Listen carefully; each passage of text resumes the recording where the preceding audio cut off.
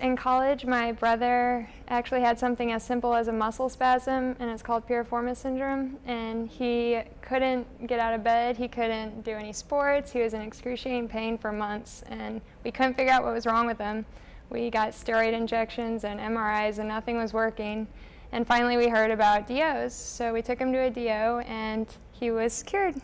right away, and he's been pain-free since. AMEC has contributed to my education because I'm doing my clinical rotations my 3rd and 4th year of medical school with Montgomery Family Medicine Residency Program, and they've provided me with more than I can ask for with my clinical trainings. I've been in the hospital, I've been in the clinics, I'm working with residents, I'm getting treated like a resident, and we're also working with training physicians, so they spend just as much time educating the medical students as they do the residents, which has been really great. My advice to undergraduate students is to not get caught up in the schoolwork, to get involved in extracurricular activities, volunteer work,